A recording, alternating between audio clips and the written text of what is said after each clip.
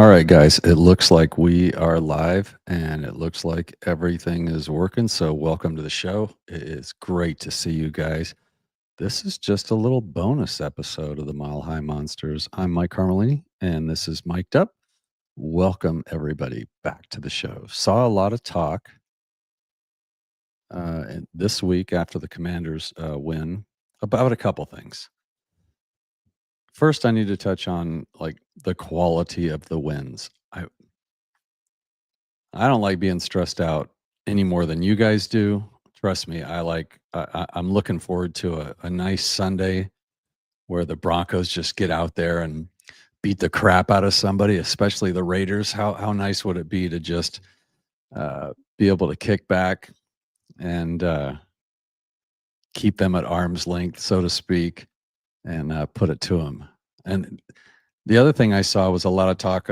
Obviously everybody's hearing the talk about how the Broncos are fraudulent or they're lucky.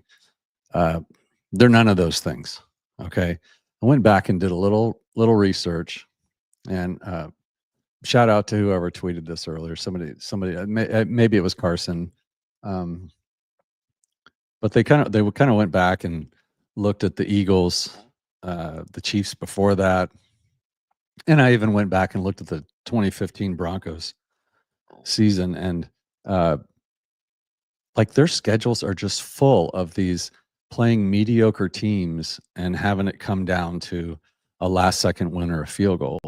So it's very rarely do you see that sort of Patriots thing. Maybe the if I go back to like the San Francisco 49ers of old, like where they just blow out everybody all year and then they end up winning the Super Bowl. Guys, that's not a very common thing. It's really these tough teams like the Broncos who find ways to win close games, because that's what the playoffs can really come down to. The Broncos have proven time and time again that they can win any type of game. And so I think this is all very encouraging. Don't listen to the outside noise. Stick with your boy here on Mic'd Up, because I'm gonna show you a couple things. So the other talk was playoff scenarios. Now, the league is kind of tight, like all around. Like nobody really has anything locked up, uh, including the Broncos. But if we beat the Raiders, and I think we all would bet money that we'll beat the Raiders, we need to do that even on the road. Um, this could mean something. And let's get into that just a little bit. Here's what I was able to find today. Now, this is playoff scenarios, right? This is like if so and so wins, they lock this up, or if so and so does this, they lock that up. And we always love that at the end of the season because it gives you something to shoot for. Now, for us as Broncos fans, the last few years, it's been the Broncos, and it would read something like this, right? It would read, Broncos will make the 7th seed with a win, and then would be like 5 things under it. If so and so loses, so and so ties or loses, this team loses, and whatever. Like it was always that. We are living in a very alternate reality. We're living in what we expect out of our Broncos team because we're back. And look at this, KC. we didn't show up on this report or the scenario report, but Kansas City's on it.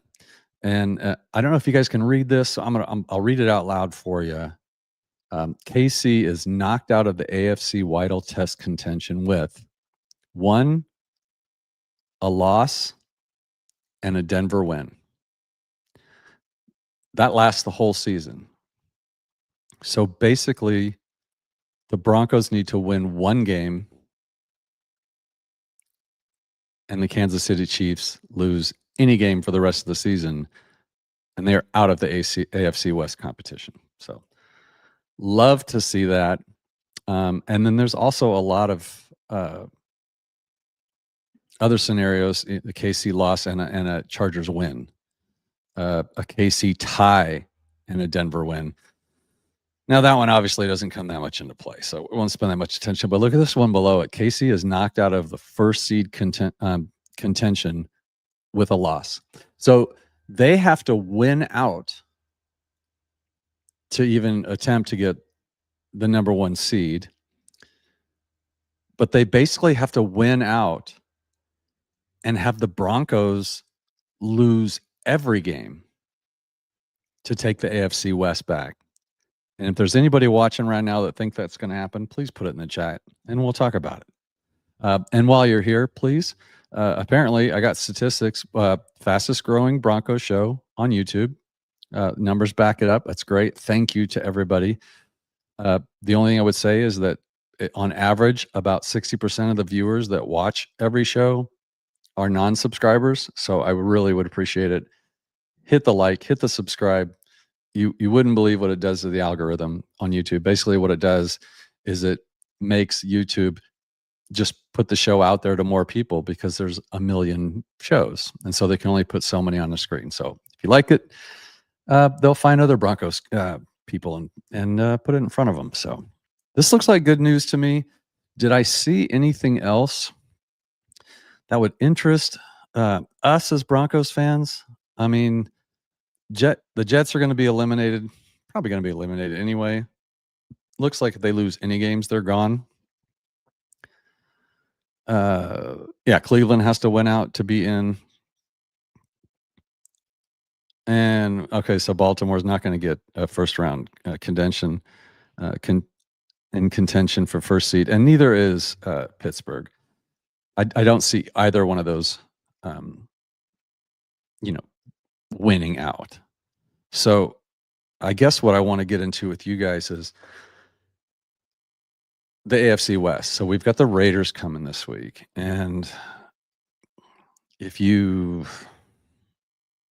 Broncos win against the Raiders, does it lock up the AFC West?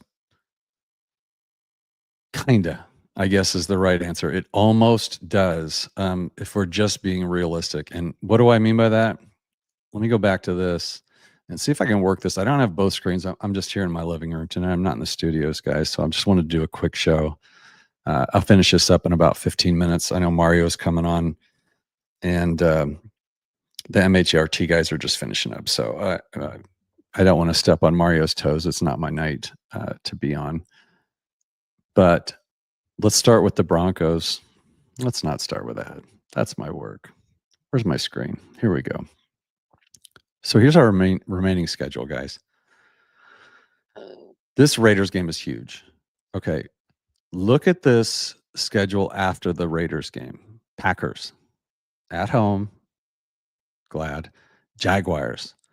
Both of these teams fighting with everything they have to make the playoffs.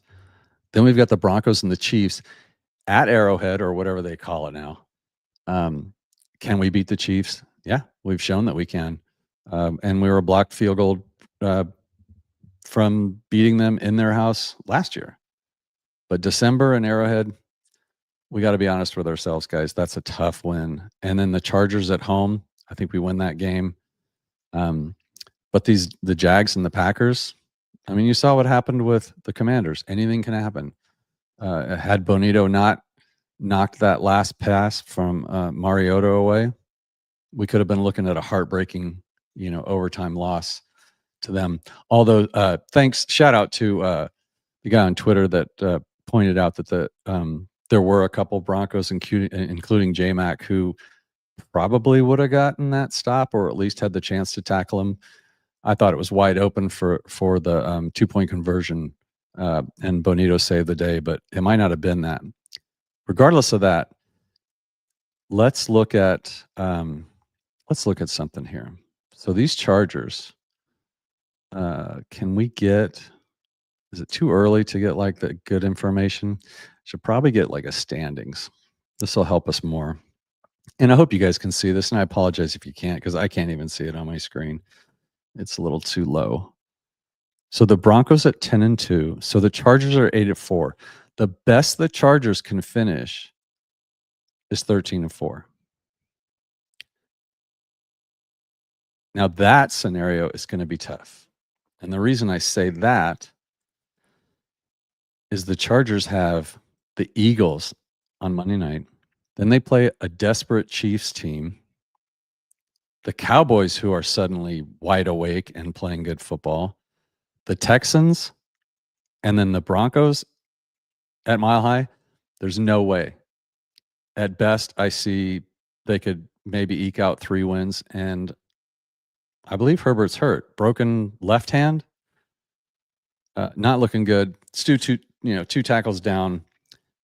I don't think the Chargers are gonna be a problem. They could eke their way into the AFC playoffs, depending on what happens around the league, but this is not a team that's gonna threaten, the Broncos in any way for the AFC West. And I don't think you guys were seeing any of that stuff, so, I gotta figure out what screen I've got this stuff on. Like I said, I hate using one screen. Um, here is why is this not showing up for you guys? Now maybe if I change this and I definitely want you guys to follow along with us and be able to see this. Um, I'm gonna share a different screen with you and see if that works out. You gotta see this Charger schedule. What a gauntlet. All right, here we go.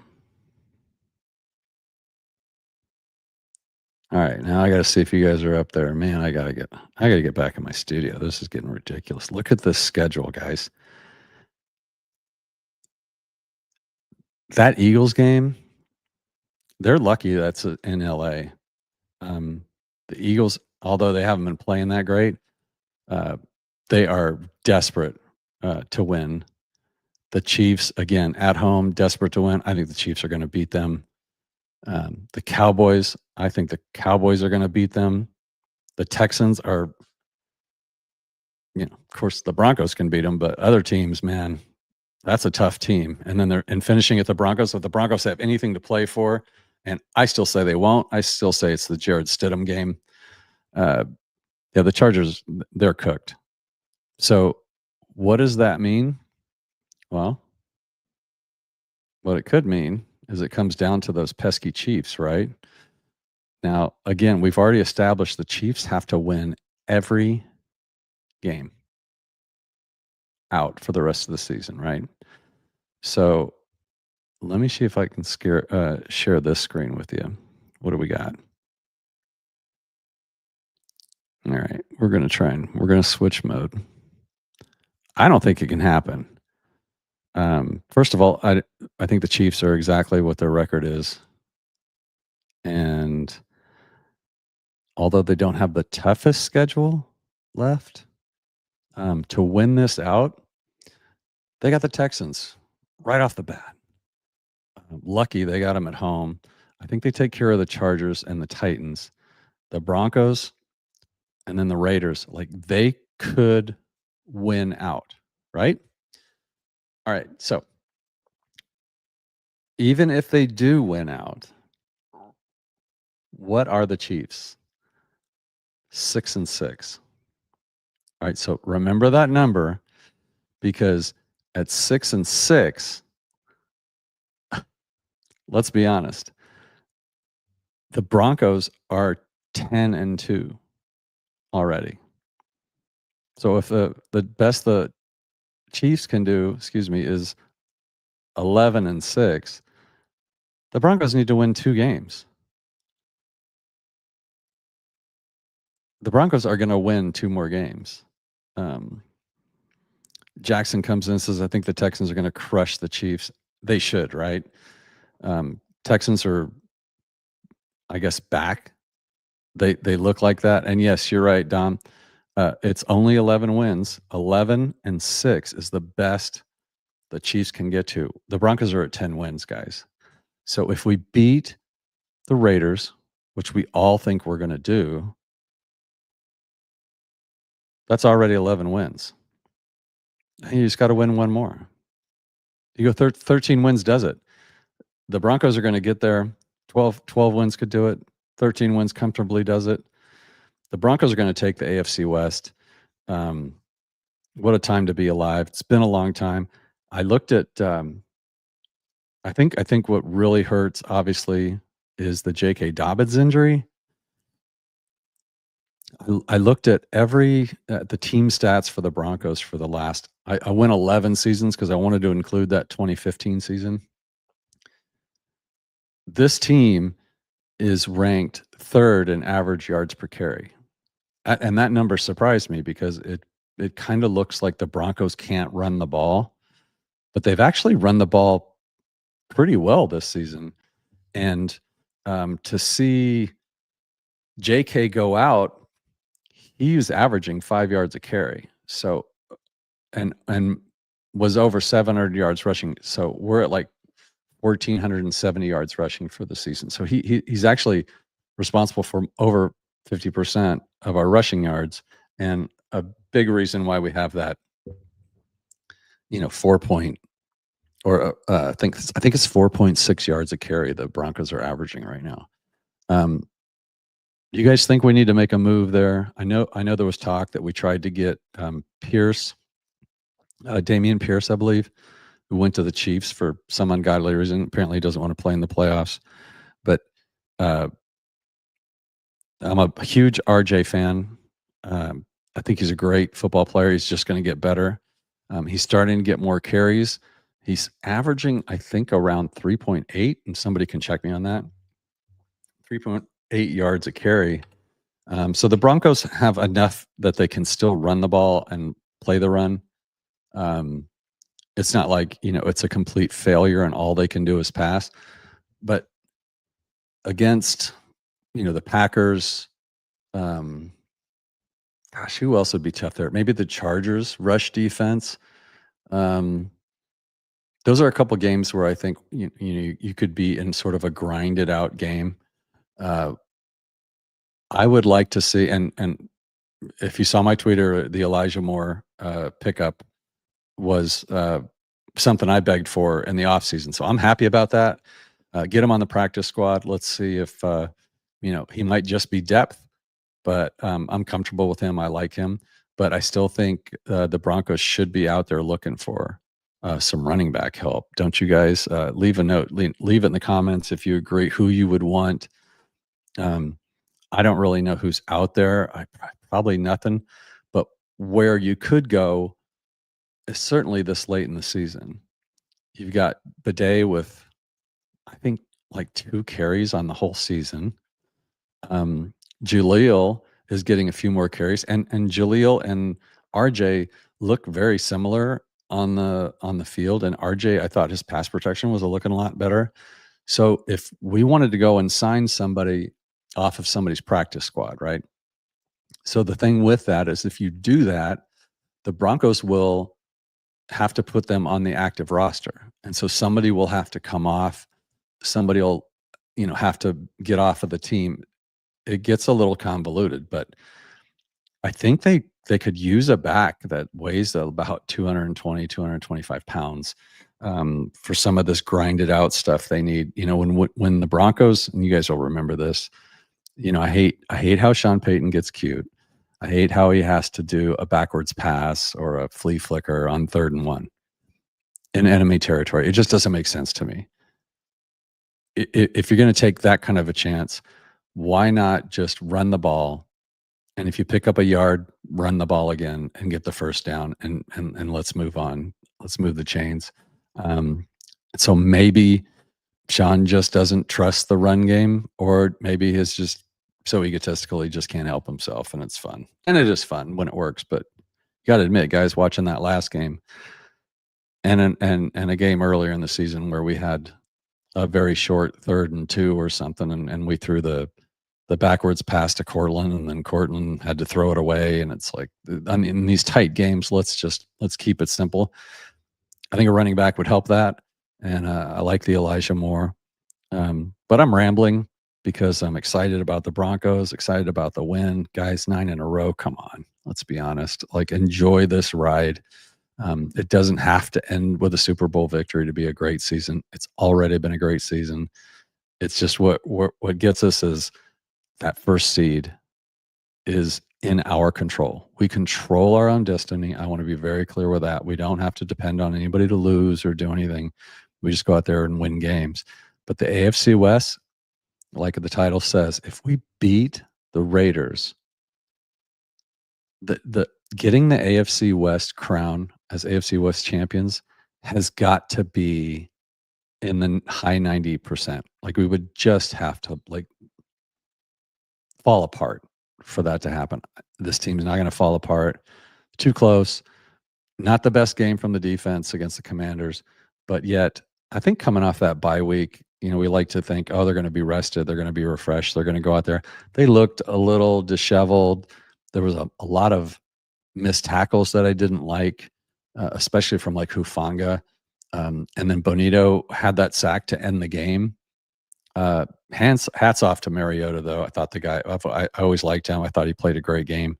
But the defense, it looked like the Commanders and Mariota were kind of like moving the ball at will, right? Like that for a lot of that game. But those kind of games happen. It's not a sign that they figured us out. I've seen tweets where like, oh look, there's the blueprint to beat the Broncos. I don't believe in that. It's a physical sport. If you guys played sports when you were younger, you've been on good teams, you've been on bad teams, you've had good days and bad days. That's just kind of just like a bad day. And credit Washington for the quick pass game. The run game was really, it was disappointing to me with Hufanga and Greenlaw in the middle and our defensive line, Roach and those guys. I thought they hit those guys early, but I didn't see them wrapping up and making the tackles. And I think that was a big reason that could have cost us. And Jackson, thanks for watching, man. I think RJ is going to continue to improve. Does not have very much experience, so he's still improving his technique.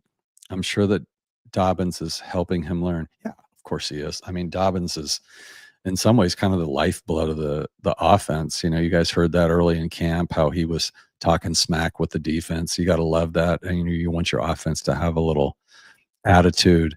But I'll tell you this, they absolutely love and believe in Bo Nix, who's easily the most underrated, underappreciated, nationally bagged on quarterback I've seen in a long time.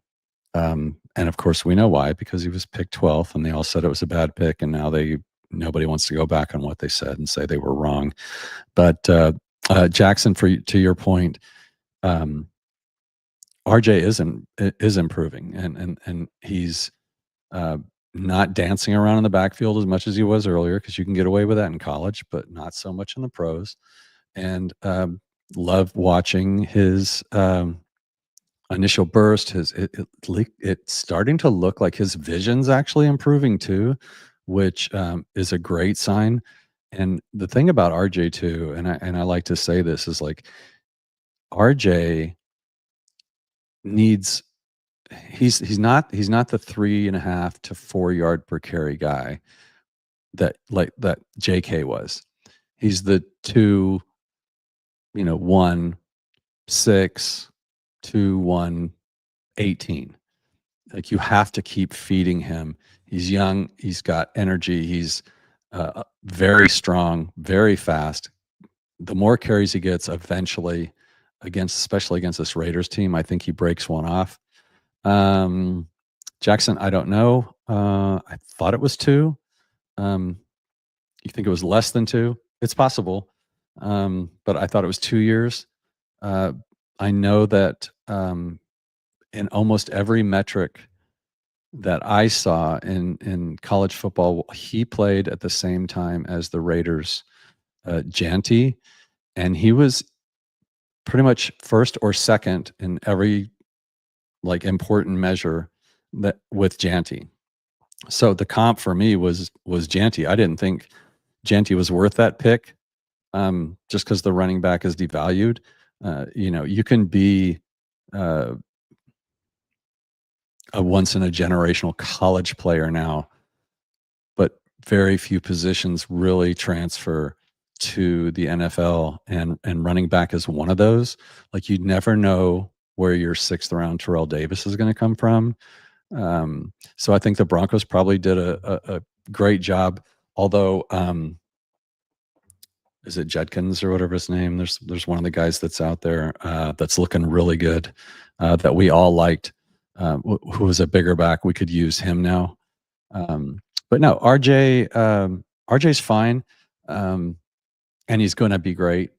I really believe that. But I think if Sean Payton wants to run the offense like he wants to run it, he's going to need that bigger back. And before I get out of here and let you guys go, can we talk about tight ends for a second? Sean Payton actually drew up some tight end plays. That juke. Ingram goes out, and this is in overtime, right? And where Bo Nix goes 4 for 4, drives us right down the field. He had Ingram on a juke route where he runs out and starts running one way and then immediately goes back the other way. Takes that for, was that 40 yards or something like that? I thought that was the ball game. But even Troutman had some big plays. They were 2 of our leading receivers in the game. It was nice to see, kind of like wide open receivers and not so many tight window throws. And when they started using the tight ends and when they continue to do that, that could be huge for the Broncos. So nothing but good news heading in to this next week against the Raiders. I'll be live tomorrow with David from David Talks Broncos, Zach from Let's Talk Broncos. We're going to break down exactly the rest of this season, the AFC especially, like how's it going to work out? What are our predictions and what? I'm pretty sure the guys are going to agree with me. The AFC West is ours. Whether we get first seed or not, well, we're going to get in there and talk about it. So probably an early show. Don't know if you guys will be around, but I think it's going to be like 4:15 Mountain Time tomorrow. So looking forward to that. This was just, I had to get some stuff off my chest and talk to my guys out there. Let me know what you guys think in the comments. But I think the AFC West, the Broncos win on Sunday. They beat the Raiders. I think it's over. It may not be statistically over or numerically done, but we all know, like, that's a big one. Not a must win. They get that one. We're going to start ordering our shirts. So Jackson again, thanks, man, coming in. Ingram was great. Essential have great challenge. Davis have to adjust up. So that's a great point. So if he starts impacting the game, they're going to have to make adjustments. And then, the problem on defense is like, well, now you got to leave somebody one-on-one. Franklin's learning how to catch the ball. He's almost always open. You can't double team everybody all the time when you've got tight ends you got to worry about. Even Ingram running a route like that, guess who's really dangerous catching the ball and running with it? RJ Harvey. If the tight end comes out and does his juke route and takes a linebacker with him, and then RJ leaks out of the backfield after chipping somebody, and what's the great Raiders pass rusher? I kind of hate the guy, sort of, the tattooed guy. I can't think of his name right now, but you give him a little chip on the way out to help McGlinchey, and then all of a sudden there's nobody within 8 yards of it, and all Bo's got to do is dump it off to RJ because you can't stop worrying about Ingram now. I mean, you're right. This whole deal with getting the tight ends involved, we've been needing to do that all year, and maybe that'll compensate a little bit more instead of seeing the screen passes that we all kind of get a little tired of to compensate for the run game. Max Crosby, thanks, Jackson. We could start dumping the ball off to a running back, 3 yards past the line of scrimmage, and let him pick up a couple yards. It's 5 yards. Better than losing 2 yards on a screen, right? All right. So my guy's going live here at 9. It's 9:06. Sorry, Mario. I told you I'd finish early. You're my guy. If you're not doing anything, head over to Let's Talk Broncos and watch Altitude Adjustment with Mario. He's doing a solo show just like I did. I don't normally do these. I do like having somebody to yap with on here, but you guys in the chat, Jackson and Dom, you guys really helped me out. I really appreciate it. I know I'm missing somebody here, but I really appreciate you guys coming in. And just a little fun little half-hour show. We get back on the big shows starting tomorrow night. Until then, guys, keep the faith, Don't listen to the national power rankings or Bo rankings. I mean, Bo was the number one quarterback from last Sunday in yardage. Everybody. He beat everybody. Like, he's the guy. And that's 2 weeks in a row. Like, he's building at the right time. Broncos beat the Raiders. They're going to go a long ways. So go Broncos. Have a great night. We'll see you next time on Mic'd Up. Appreciate you.